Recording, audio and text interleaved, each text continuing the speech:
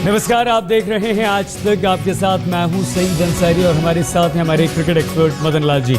मदन जी, बहुत धन्यवाद आप। कोलकाता नाइट राइडर्स IPL 7 का चैंपियन बन गया है। जी हाँ, IPL 7 का खिताब कोलकाता नाइट राइडर्स ने अपने नाम कर लिया है। कल रात बेंगलुरु में हुए फाइनल में कोलकाता ने कांटे के मुकाबले में पंजाब को 3 विकेट से हरा दिया है। KKR के सामने 200 रनों की मुश्किल चुनौती थी, लेकिन मनीष पांडे के शानदार 94 रनों की बदौलत KKR ने 3 गेंदे रहते लक्ष्य को हासिल कर दूसरी बार IPL चैंपियन बनने का गौरव हासिल किया।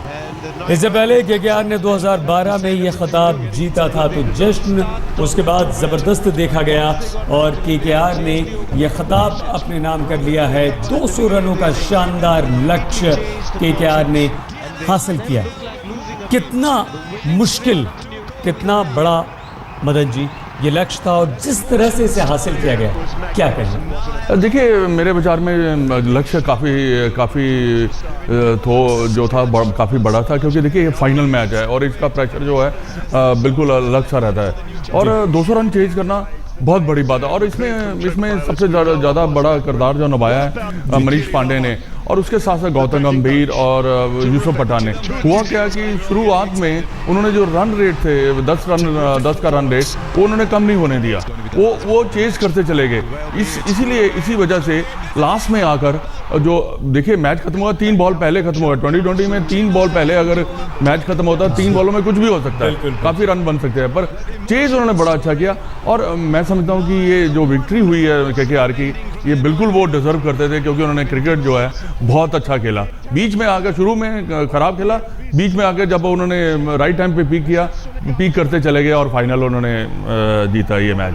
और इसमें ज़्यादातर जो हमारे खिलाड़ी है जिन्होंने परफॉर्म किया वो इंडियन रहे हैं, और ये इससे भी ज़्यादा खुशी है क्योंकि उन्होंने रन बनाए, ये जो IPL जो है 7, ये याद किया जाएगा इंडियन प्लेयर्स के नाम पे, चाहे बॉलर हो, चाहे बैट्समैन हो, चाहे वो दूसरे कई ऐसे खिलाड़ी हैं जो उभर कर आए हैं। तो ये एक अच्छी बात हुई है इंडियन क्रिकेट के लिए। तो मदन जी साफ तौर पर कह रहे हैं कि KKR डिजर्व करते थे इस जीत को। हम और बातचीत करेंगे आगे, लेकिन सबसे पहले किस तरह से KKR ने फाइनल जीतकर चैंपियन बनने का गौरव हासिल किया, देखिए। 2012 में कोलकाता के ईडन गार्डन्स में जश्न में डूबे किंग खान और उनकी टीम, फिर 2 साल के अंदर ही बेंगलोर में एक और खिताब अपने नाम करना किसी सपने को पूरा करने से कम नहीं था।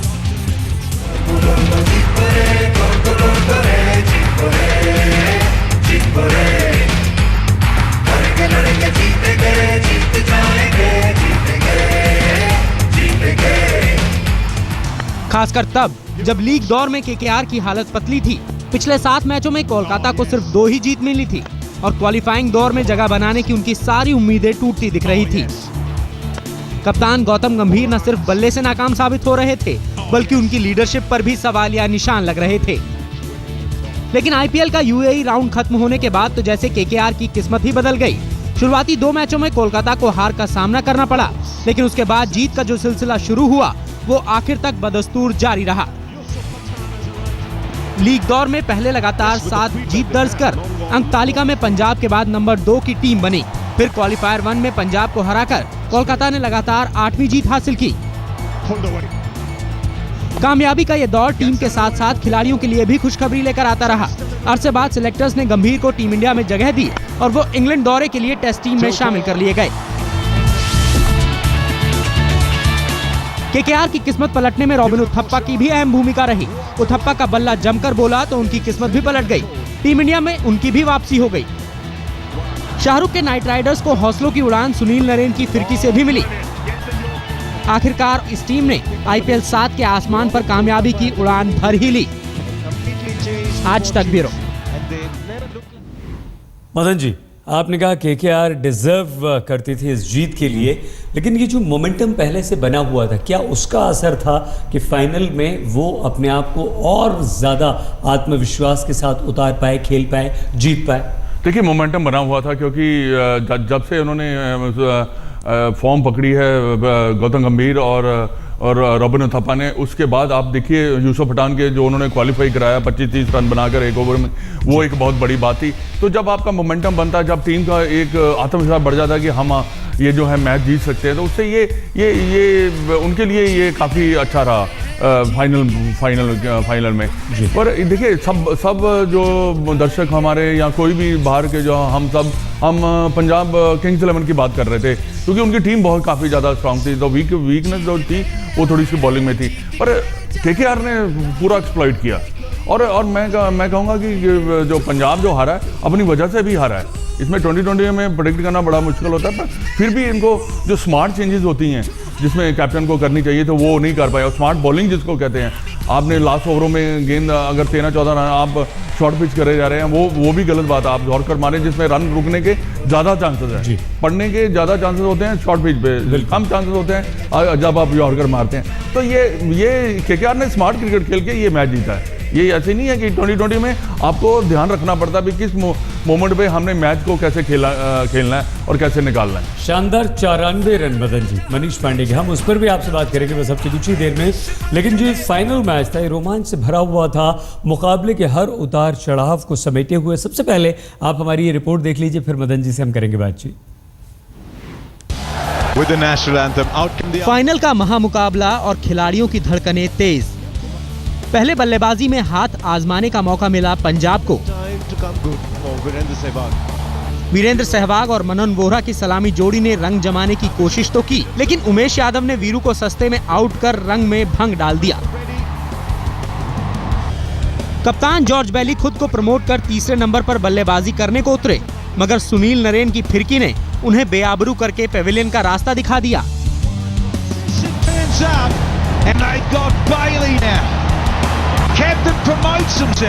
दो झटके के बाद मनन वोहरा और रिद्धिमान साहब पहले संभल कर बल्लेबाजी करने लगे, लेकिन जैसे ही संकट के बादल थोड़े छटे, पंजाब ने हल्ला बोल दिया। खासकर आत्मविश्वास से भरे रिद्धिमान साहा ने केकेआर कैंप में खलबली सी मचा दी। साहा ने सिर्फ 29 गेंदों में हाफ सेंचुरी पूरी कर ली।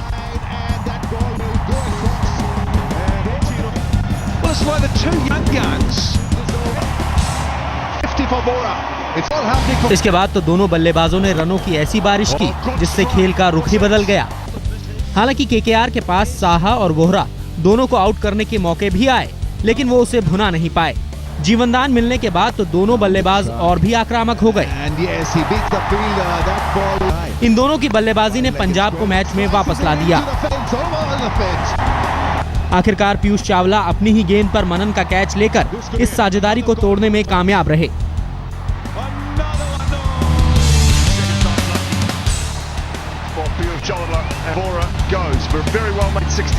मैक्सवेल से काफी उम्मीदें थी, लेकिन फाइनल में वो अपना खाता भी नहीं खोल पाए।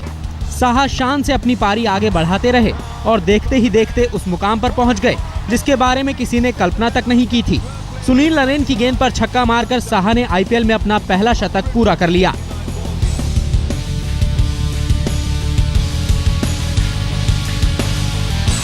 रिद्धिमान साहा की तूफानी पारी की बदौलत पंजाब ने केकेआर के सामने बड़ी मुश्किल चुनौती रखी। मदन जी, साहा, वोहरा और उसके बाद मनीष पांडे, ये तीन बड़ी पारियां। हालांकि मनीष 14वें रन पर आउट हो गए। क्या एक T20 में इस तरह की पारियों की उम्मीद हम कर सकते हैं? और इतने रोमांचक मैच में इतने ज़बरदस्त रन बने, इसको किस तरह से देखते हैं?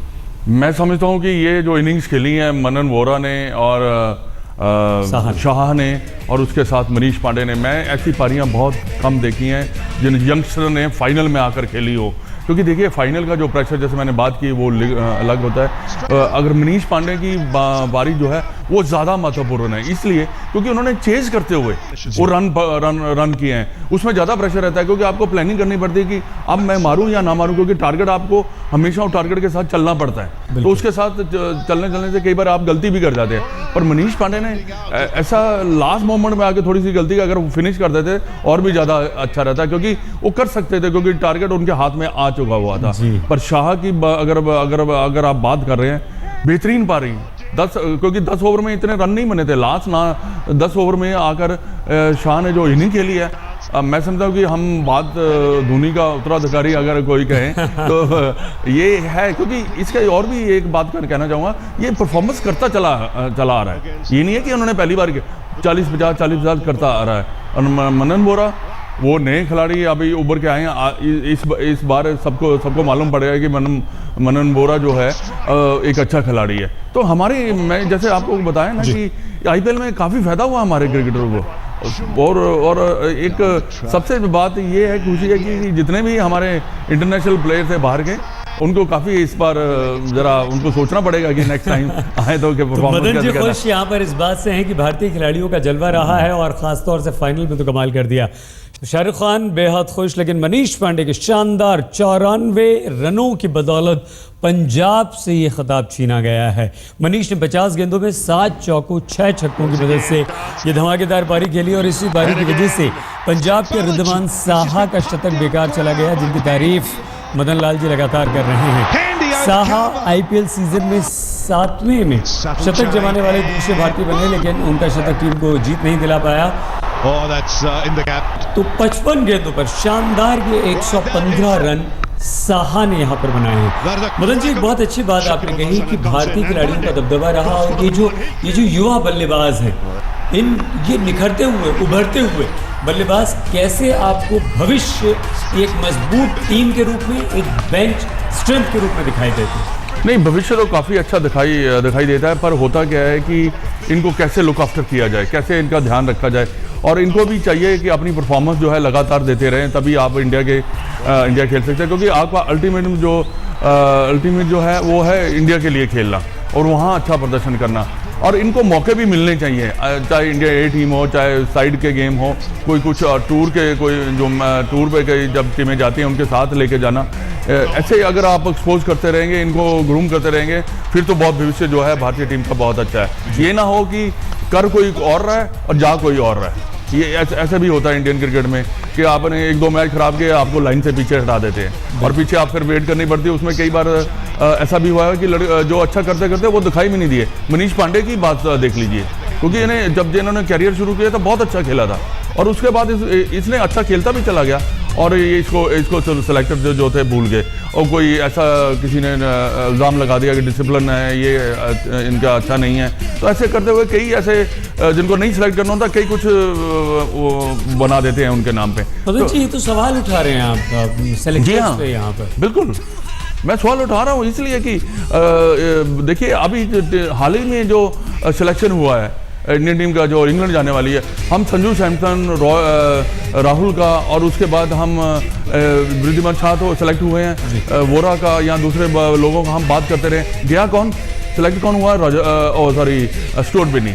उनका कोई प्रदर्शन ही नहीं है टेस्ट मैच वहाँ जाने का, सवाल ही नहीं पैदा होता। हाँ, 2020 क्रिकेट ठीक है, पर ये नहीं है कि अब देखिए जो ये करें, उनका थोड़ा सा हौसला जो है नीचे गिरता है कि करते हम है, जाता कोई और। इसका मेरा कहने का ये मतलब था, ब्लंटली मैंने बोल दिया है। नहीं, बिल्कुल ठीक है, बिल्कुल ठीक है। लेकिन ये जिस तरह से रिद्धिमान साहब कि आपने जिक्र किया था कि एक कंसिस्टेंसी नज़र आती है, लगातार बेहतर प्रदर्शन कर रहे हैं, रन बना रहे हैं, तो ये सारी चीज़ें कहीं ना कहीं क्या सेलेक्टर्स के दिमाग में रहती है, या ये लगता है कि नहीं भाई IPL है उसे अलग रखिए, बाकी घरेलू क्रिकेट है हमारा, हम उसके प्रदर्शन के हिसाब से आपको आंकेंगे?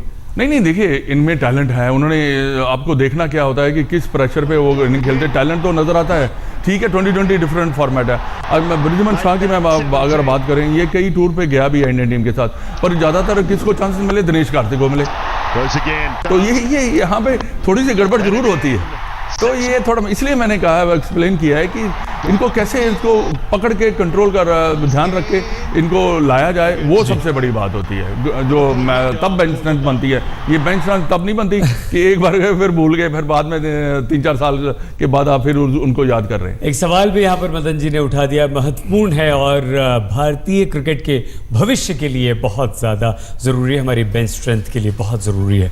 मदन जी बहुत धन्यवाद, बहुत शुक्रिया आपका यहाँ पर आने के लिए और तमाम चर्चा में शामिल होने के लिए।